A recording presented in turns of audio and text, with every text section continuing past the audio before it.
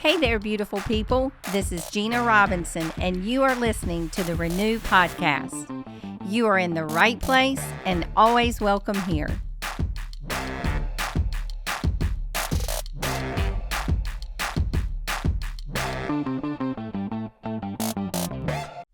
Well, hello, ladies. Welcome back to the Renew Podcast. I'm so excited today. We've got a guest with us, and she's not a guest to Open Door Church, but some of you may not know her. And we've got Pastor Lauren, as always, is with me. They actually are friends, and so I'm going to let them chat it up today. And I told them in the beginning, I'm just going to be the sidekick because I'm so excited.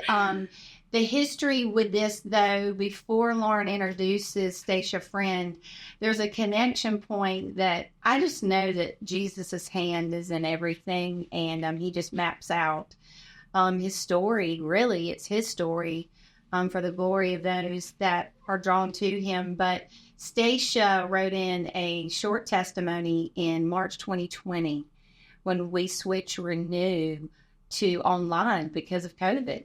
And we are still talking about COVID. But anyway, it's fun to know that that was the first connection point that I heard about part of her testimony. And so you'll hear a little bit about that today. And so, Lauren, why don't you go ahead and introduce Stacia? Happy to do that. Gosh, when did you move? Because we were neighbors for a short stint. Was it 2017, 2018? I think it was somewhere in there, 27. Somewhere around there. Was when we first met. Aaron and I, like I said, we were next door neighbors. And we first met Stacia and Perry and their kids. And little did I know that we would end up becoming friends. And we're both in the trenches of parenting teenagers. Yes. So let's y'all. I'm over that. Yeah, and having boys that play baseball. And it's been really neat. Just over the years, they've gone to the same school together at times. They've played on the same team at times. They've played against each other at times, which was recently just so funny. So I was like, I used to play against y'all, like being on the same team. But a lot of crossover there. And her and her family are a big part of Open Door Church and have been for several years. But there's a lot of reasons why I'm excited to have you on. There's so much, we were joking earlier, there's so much life she's lived in my mind because she's younger than I am in such a short amount of time. Yes. And so there's so many things that you could share about. You know, we've got some ideas in mind of some things. And I think one of the things that, which I guess I'll kind of let you start out by saying, Stacia, but is there anything, I know I kind of gave you like a quick introduction, but you're a mom, wife, now to Perry, have 2 kids, and you're a midwife now. Is that the correct terminology? Yes. Okay. Yeah. I want to make sure I get that right. Yeah.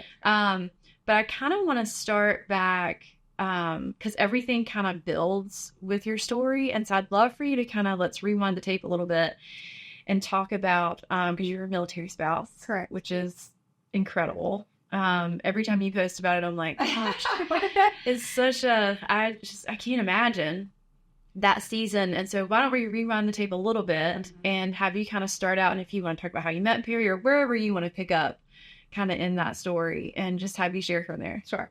So I actually grew up, I would say, a military child. My dad was in the military.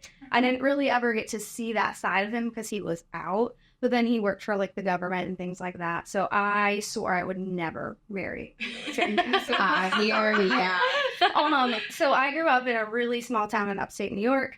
And I was a homebody. I'm still a homebody. But I was actually in nursing school in New York when I met Perry through a mutual friend. And he was stationed in Germany at the time.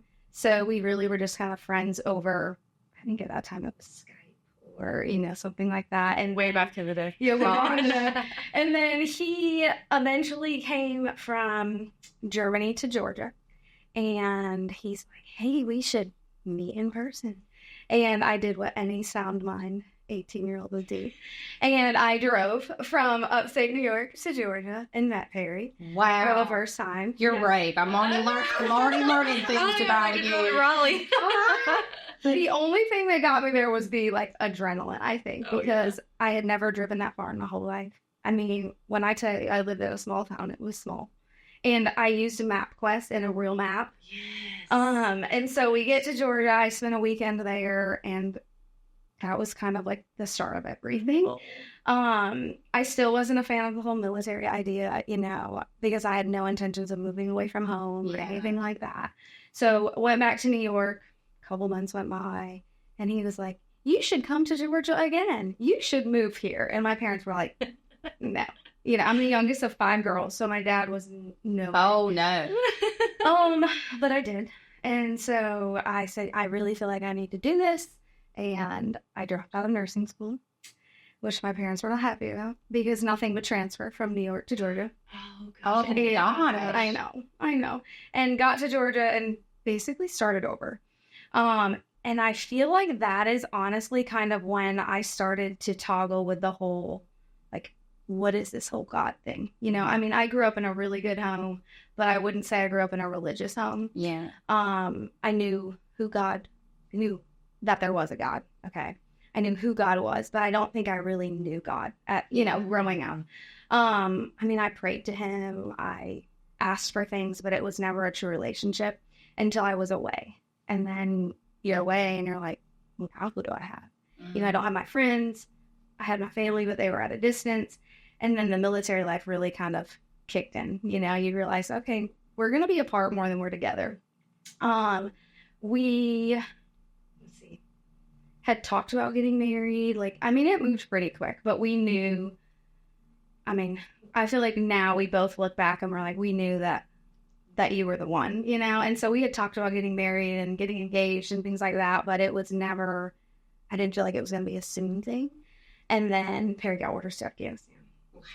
And that was, I think I moved to Georgia in maybe February, and it was maybe 4 months later we found out he was going to get orders to Germany. And at this point, to Afghanistan, this point I had already restarted nursing school there. So it's not like I could revert back and say, so you had already, okay. Yeah, I couldn't go back home. And so we kind of sat down and, he said, I know this isn't what you want. This isn't what we thought this was going to be, but I think that we should get married before I leave, because if something happens and we're not married, that's it. You're here with nothing. He's like, but if we go ahead and kind of fast track it, then you'll have everything if something happens. Perry knew what he was doing. Yeah. Yeah. It was fine. Yeah. So, we did. We decided we were still going to plan a wedding, though. It was still important to me to get married in a church, to have my dad walk me down the aisle. It was just going to be in a little bit of a different order than what I always thought. And so we did just a very private ceremony, really just for the military. Yeah. And then he left. And so we were married in June. He left, I think, in July. And right before he left, I found that I was pregnant. Oh my gosh. And I was like, this is not what I thought. In nursing school, pregnant, and your new husband is in Afghanistan. And I have no family. Oh, And I'm 20 years old. hello, people. There is hope. And that is, that's truly when I thought, okay, I've got to figure this out. I've got to figure out how I'm going to do this. Now, I was really excited to be pregnant, though. I always knew I wanted to be a mom. And honestly, I knew I wanted to be a young mom. So, people were like, how are you going to do this? How is this going to work? And I'm like, it's just going to work, So that's kind of how Perry and I's story began. And then I don't even know where to go from there from a military standpoint. How long was he in Afghanistan? So he was in Afghanistan. He did not come home until our son, Brayden, was a month old. So he was gone the whole pregnancy. He missed the birth. He did get to be on the phone. So that's a fun story. We got to call him. I called his, supervisor who called him, and he loves telling the kids the story. He was like, I was running across the desert to get there just to hear you, so he did get to be on the phone. He wasn't there, but he came home about a month after Brayden was born, which is those pictures that you always see. Oh my gosh. Because I just tear up. I'm like, oh, I can't. Wow. Yeah. And so at that point, again, I still wouldn't say that I was super connected to God. I think so Brayden was born, and then I was still in nursing school. Perry was back home. We were stationed in Georgia, and things were really good. I mean, I look back and we still talk about our Georgia friends, and I feel like that's really when we got to explore marriage and things like that. I mean, because be together and just kind of find our way and be new parents. And Brayden turned 1 in February, and I found out I was pregnant in April. So I was like with Mackenzie, and I was like, oh my goodness. I was still in nursing school, and I'm thinking, this is crazy. This is crazy. This is so awesome. I hate about it though, because I'm thinking about so many people that go through things like this, and there's just so many pieces happening, and they're like, how am I going to do it? Yeah. And your story is a testament that it can be done, because Jesus was there the whole time. Mm-hmm. Like he was present and probably drawing you through this time going, how can I even do this on my own? You couldn't have. And that's what I tell people now is going through that. I had no idea at that point in time that it was God. Yeah. Right? Like, I remember just thinking, like, I am just surviving. I'm in survival mode. Like, I know I have to do this. There was a lot of people, I think, that doubted me. Even family that I know loves me and supports me now. Like, I look back and I'm like, y'all didn't think I was going to do this. And so part of it was that, too. I was like, oh, I'm going to do this. And I'm going to prove that I'm going to do it. I'm going to make it look easy. It was not easy. It was not. But, I mean, it was worth it for sure. Yeah. After Mackenzie was born, so she was born in December of 2010, and I graduated nursing school in May of 2011. So she was about 6 months old, and we then got orders to California, which I thought Georgia was far from family, and then we got orders to California, and that's across the country. Yes, and Perry had just got a promotion, so we were like, yes, he's gonna get to choose where we go, and we had all these places listed. California was not one of them. He actually, I remember we got the papers, he came home, he's like, it's a mistake. This actually isn't even an Air Force base. We're not going there. And I mean, I can remember he total denial. Saying, like, this is a mistake. And they're like, nope, you're going, and you're going really soon. And I was like, this is horrible. Right around that time, my mom was diagnosed with ovarian cancer. And just going through nursing school and learning all the, different things, I was like, that's like the worst thing you can have, from a woman's standpoint, you learn that. And I'm like, okay, so how are we going to navigate this, So we pack up all of our things and we drive cross country with 2 babies, basically, 2 dogs. It's a movie. I feel like I'm in your movie. And I'm just like going, how are you going to do it? I feel so bad. Like a movie. And I truly, like I said, I really didn't know while we were going through it all the things that were happening, right? And so we get to California and we find out Perry's going to deploy again. And I'm like, what? So we're in this foreign place, and I'm moving from southern Georgia to southern California with 2 babies. I hadn't had a nursing job yet because I had just graduated. So then I'm like, okay, I've got to transfer my nursing license. I have to do all these things. I mean, it felt like a whirlwind, really. And so Perry gets orders. I'm like, okay, we're gonna do this, And then I kind of fell into this. Okay, I'm gonna do this nursing thing. I'm going to parent these babies and raise them. And while I wasn't a single parent, as a military wife, it feels like that. Yeah, it feels a lot like that. And so he leaves, and no, I will say my parents were, especially my mom, super helpful. Like, my mom acts like flying to California was nothing. Yeah, I mean, she's like, yep, I'm coming, and she would be there, and she would help, and she would do the best she can, but it's still not your husband. Yeah. And you are like, okay, how do you explain it to these kids that are now getting old enough to get it? I remember Brayden would sit at the front door, and they're called daddy dolls, which are popular in the military, and it's a little stuffed doll, and it's them in their uniform. And he would sit at that front door, and I would say, okay, buddy, it's time to go to bed. And he's like, I'm just going to be for daddy. Oh. And I'm like, okay, he'll be home soon, And then you think, how many times can you say that? Yeah. You know, and I think that deployment in California, I remember just crying and being so sad and thinking, okay, God, like, here I am. What are you going to do with this story? How are we going to get through this? Because I can't do this anymore. And I also, at that point in time, was like just pulling at everything earthside that would make me feel like you can do this. You know, that you're worthy enough to do this. You are strong enough to do this, because I did not believe that. You know, I was thinking, I'm going to fall apart. Forget this marriage thing. Like, I'm just going to be a single mom, you know. And as a military spouse, this is something I tell people that you don't realize is in your gut, way deep down, like, you prepare yourself that they're not going to come home.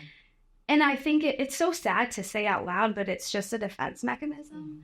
And like, you're excited to hear from them. You're excited to talk from them, but it's also really painful every time, you know, because you're like, yeah, I'm just surviving here. And then it's so hard for them. And you're like, well, I don't want to complain to him. Well, gets his one phone call a day from Afghanistan, but people it's like talk about that hopes up, you know, but then, you know, disappointment will come. Because and it almost, you know, kind of puts a wedge in between you, because it's you have built up this, like, okay, if he doesn't come back, I have to figure out how to do this, and I can't wait until that time, you know. And so the entire time they're gone, it's this like constant like turmoil, really, of like, oh my gosh, I'm so excited for them to come home, but I'm not going to get too excited. You know, I'm not going to get my hopes up. And that truly is when I feel like my whole relationship with God started to change. You know, I think I picked up my first Bible at that point in time. I mean, I read scripture, you know, and things like that, but I don't think I ever had a real Bible. It was King James Version. Well, God bless you. You need a translator for that. Okay, so and I remember sitting in my bed thinking, well, I don't understand a word. So maybe I'm not supposed to be reading this. And I mean, I really think that's kind of when it all started to change for me a little bit. I don't know if that helps. Yeah, no, I think that's great. So awesome. The other part of your story that I want to touch on briefly, or however much you want to share about it, which is something that is unique. But it's also neat because we have had Cindy and Lauren on also, and they've gone through the process of surrogacy. But it was so cool to hear you talk about it too. I think we were maybe sitting at GCA watching the boys play basketball or something like that. And I was like, oh my gosh, like knowing you now, I'm not surprised, because just all throughout your story, there's just like such a common theme of like, if this even seems remotely hard, I'm going to do it. And I am so like, just that determination and drive and just your heart for even talking to you during COVID, you know, being on the medical side. And you were like, I am called to this, and I'm going to do this. I'm like, you are. I don't know how you are, but you are. And so knowing that about you now, I'm not surprised at all. But can you talk about that as much as you want to, a little bit about the surrogacy and how that, just whatever you want to share about that. So Perry had, I guess we were still in California at this time. He had come home from deployment, and we got plugged into a church. Like, you know, when he got home, I was like, hey, like, something has changed. Like, the kids are getting, like, I want them to grow up in church. I want them to do all these things. So we had a really good church in California. It was my first time being to a church that wasn't a Catholic church. Very different. It reminded me a lot of Open Door. Like, it was very, I walked in there, and that's what Perry was used to growing up. And I remember I was like, these people are raising their hand. Everyone's standing up, you know. And so I think I'm gonna run. But it's also really when I started to try to listen, what I say now, to listen to the voice of God. And so you heard me earlier say my mom was diagnosed with ovarian cancer. So from a medical standpoint, with that history and some other family history, her doctors had recommended that my sisters and I get tested for a gene mutation that can link breast and ovarian cancer. So I did that, and I was 23, 24 at the time, and I found I have the gene mutation. And so I'd already had both my babies, and the oncologist that I had to meet with was like, hey, you can't have babies anymore. Like, we need to do a hysterectomy. We need to do all of this because you are at a very high risk eventually to get ovarian and breast cancer. Right.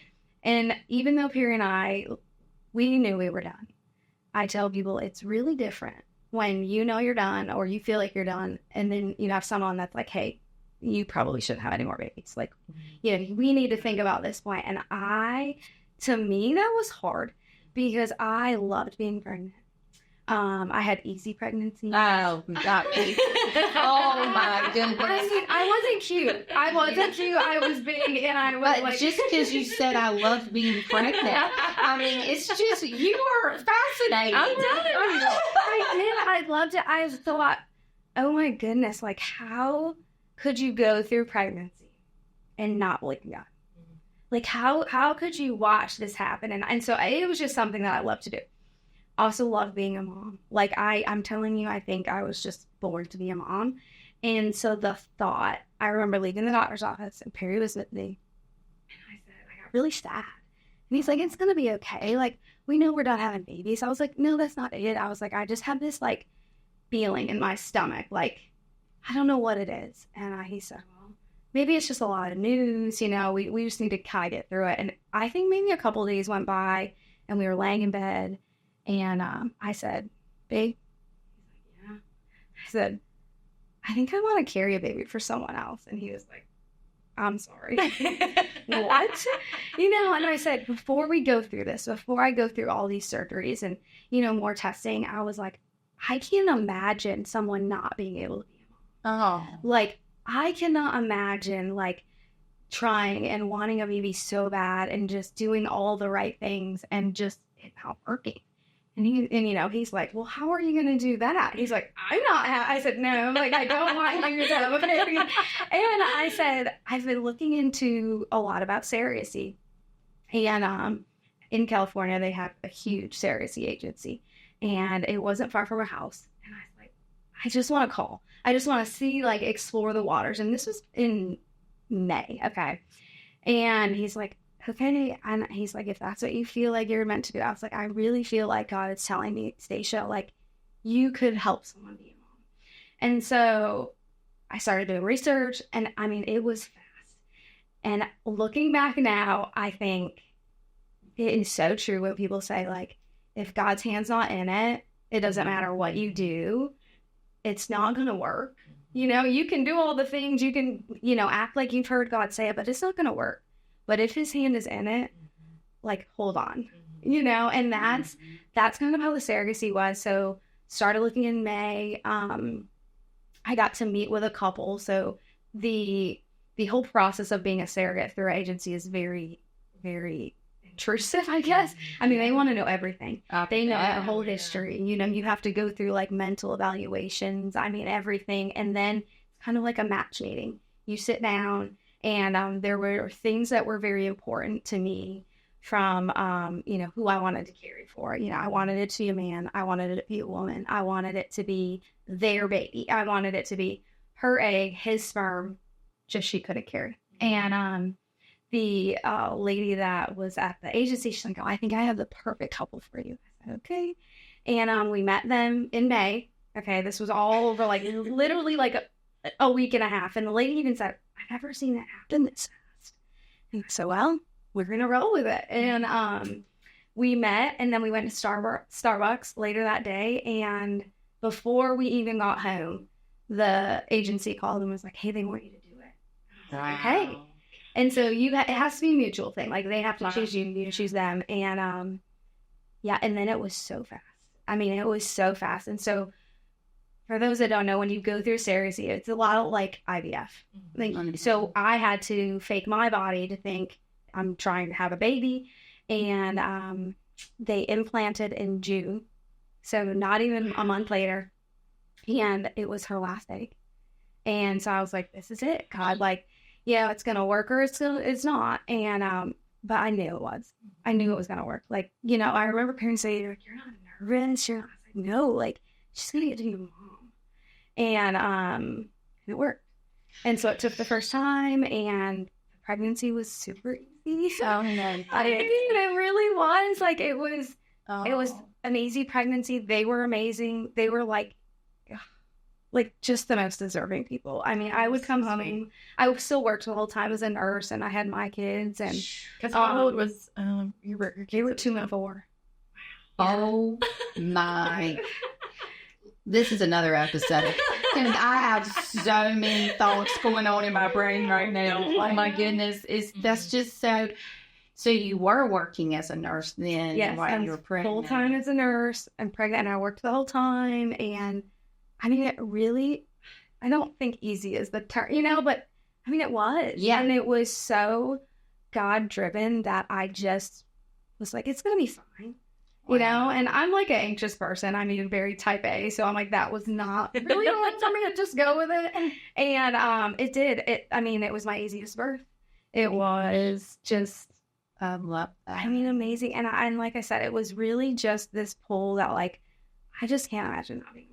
Wow. And then that's kind of where the whole midwife thing. Yeah. It's like catches up with that. It all kind of came full circle because I knew I loved women's care and labor and delivery. And so that's really where I started too. So Perry got out of the military, in 2014.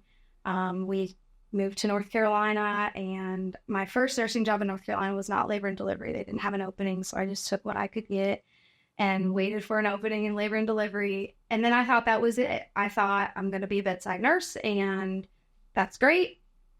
And then God had different ideas. And so I was probably a year into labor and delivery here, and I just really I think I'm going to go back to school.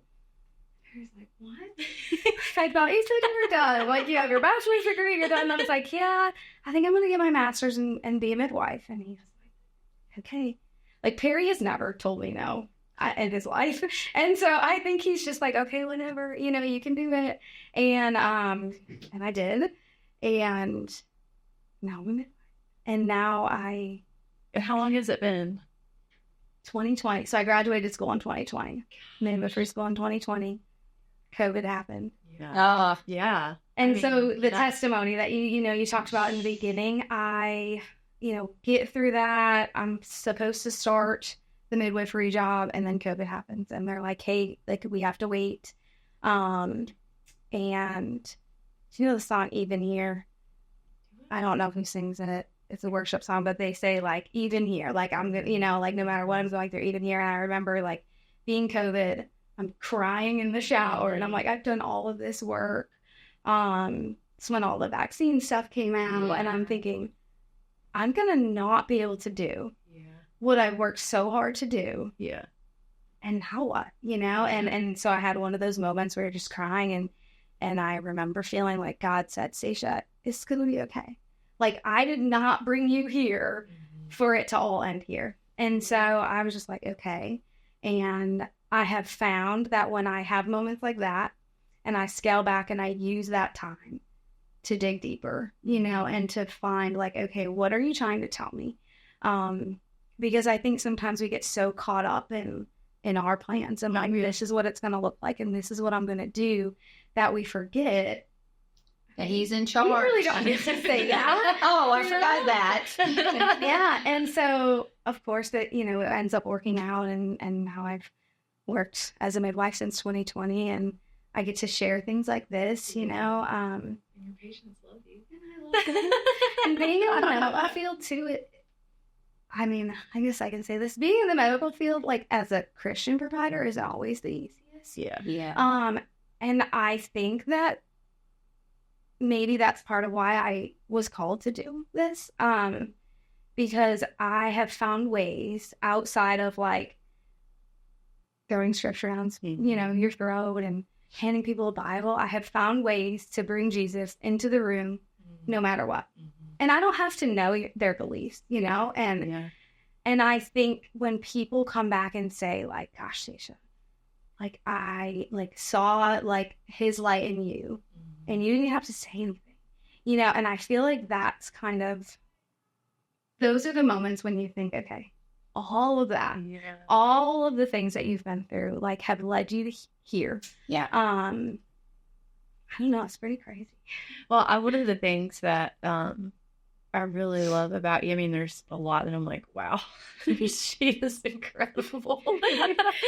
Just incredible person. But I love that, following you on social media, you're just so open with your faith and just sharing. And that's not always easy. It's not. And especially being in the medical field and thinking through the challenges that come with it, you're just so open, and you share your heart and you share what God's doing.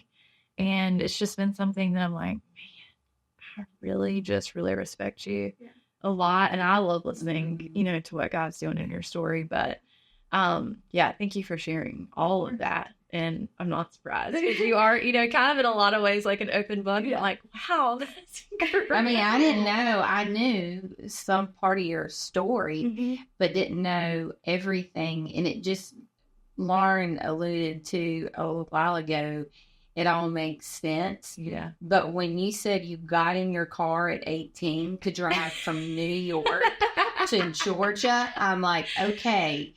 I'm thinking, if I was her mom, what would I have done? I know. And I'm like, you were, so the determination, like, yeah, where the word says God rewards those that diligently seek him. Yeah. You can see how he was drawing you, and he used your determination and all those things he put in you in your mother's womb. Really. Yeah. Like the things that probably drove her crazy, like literally drove you to Jesus. Yeah. So it's like, I hope, by people like listening today, that they, even in parenting, Lauren's parenting a teenager, getting ready. Well, he is driving. Yeah, perfect. Exactly. But I've kind of like gone back even to those years. I was having this conversation with my husband going, remember when ours got their permit? Remember when our second child like that? And just you were so happy for them, but at the same time, it's just another level of trust in Jesus, because you absolutely know that they're going to make mistakes, because they're children, right? And they're being trained for something that we can't see ahead, right? But all those moments build their testimony, and so I'm just thinking like, I can't wait for your mom to listen to that, because it really is a part, because probably if we talked about your dad and your mom, there's probably some similarities in their personalities that really you can see. Oh, yeah. So anyway, thank you so much for just...